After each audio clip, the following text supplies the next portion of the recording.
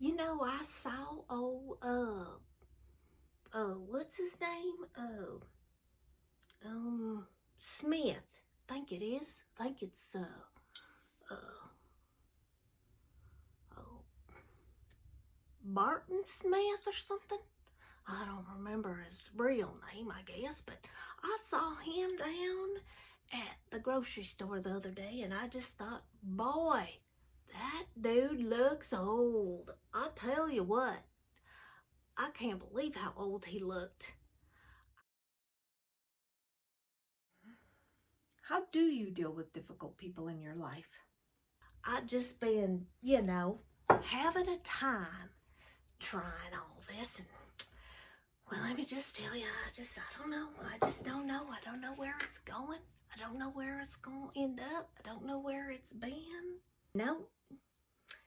Have you ever tried to deal with somebody that just seemed to point out your every flaw? Somebody that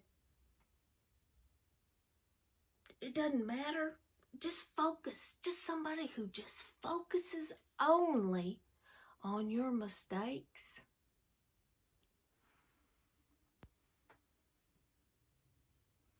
I mean, I'm losing sleep because I'm afraid this person is gonna take my position, or worse, keep me from getting promoted.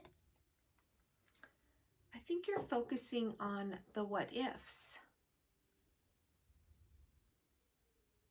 This reminds me of one of my favorite stories about a rooster I called Feathers. Now, Feathers spent most of his life chasing one of our horses around. He would focus on that horse's hocks, and with wings flapping, he chased him round and around the pen. The funny thing is, the horse wasn't running because the rooster was chasing him. The horse was running because he wanted to be turned out to be with the other horses. The rooster chasing him was just a minor annoyance. Okay. Now the day finally come that horse kicked that rooster, and we found his lifeless body in the middle of the pen. And I must confess that wasn't too big of a deal for most of us, because all of us had fell victim to him at one point or another. But as someone walked towards him to throw his lifeless little body out of the pen, old Feathers lifted his head and he went, "Bark!" And then his head flopped back down. And then he lifted his head again and he said, "Bark!" And his head fell back down. And then he lifted his head again, and then he jumped up and he went right back to chasing that horse. Well, I don't know. See, Feathers was so focused on that horse's hock that he didn't see the big picture. And after he had done it for so long, chasing that horse around became part of his identity. He was stuck in a rut and he refused to change course. He knew he wanted something from that action, but he wasn't sure exactly what. You see, the horse wasn't running because of the rooster, but since the rooster got some payback for his action, he never stopped. They were both stuck in a rut. They were both imprisoned. You see, the rooster was imprisoned by want, and the horse was imprisoned by fear. Not fear of the rooster, but a fear of not knowing when or if he would be turned out with the other horses. You see, it's a fear of the things that we can't control that keeps us bound and imprisoned. So what did that horse need to do, you think? The horse just needed to stop running. At the end of the day, we are all just a work in progress. Regardless of how we handle these situations, we should always see them as an opportunity for growth. Okay, so what do you think the payoff is for this person? Well, I don't know. Maybe steal my job? But how do you react to her? Do you show her you're angry or do you withdraw? Because we all handle difficult people differently. Some people withdraw to avoid conflict, and some people overreact and get angry.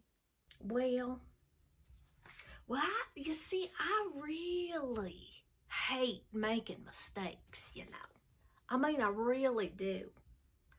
I really hate making mistakes, and I can always see the satisfaction in her eyes. She's smug. Oh, it just drives me insane. I absolutely know your frustration because I have been in those situations many times. I've always noticed that the more I try to do things perfectly, the more it feels like people are just hanging around waiting for me to make a mistake. It really is just spiritual warfare. Well, but I want to do the best job I can do.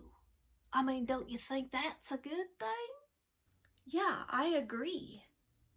But you will never be perfect.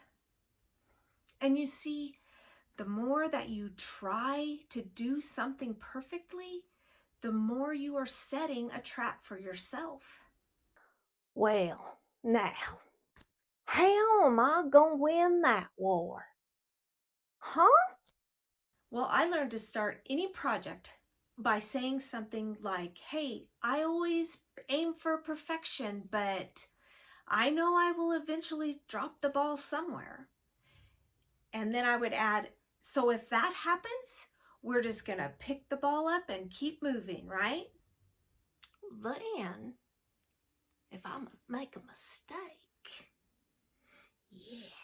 I won't feel so embarrassed, right? Exactly. And bonus, those smug looks will lose their sting. And when she no longer annoys you and she no longer gets a reaction from you, they'll quit altogether. I get it, sister. Yeah. Yep. Sounds good to me. The greatest source of wisdom that we could ever hope for is in the Bible, because part of John 4:6 tells us that God opposes the proud, but he gives grace to the humble. Tipping my coffee cup to you. I am right now. I am raising my cup to you.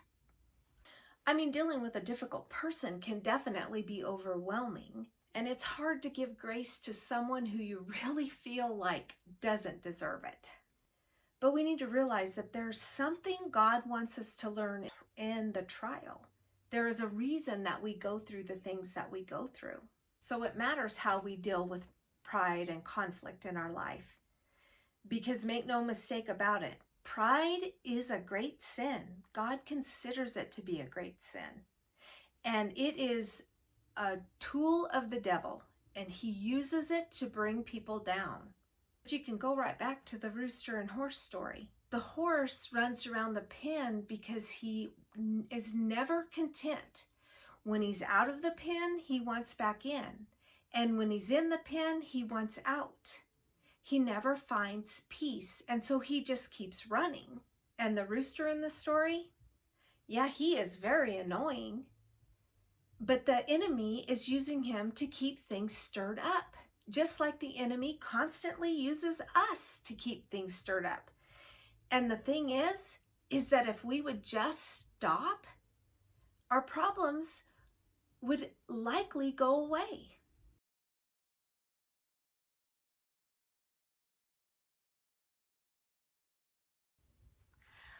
Really? I don't know. Yeah, sure. Yeah. Sure you do. Really, yeah. Yes. Yeah. It's gone. I can always see the satisfaction in her eyes, and it's gone. Drives me insane. Yeah, it does. It truly does. Yeah. Yeah. Speaking, sister. She's a little persnickety little thing that I just can't stand to be around. I don't want to be around her. I don't like her. Plain and simple. I don't like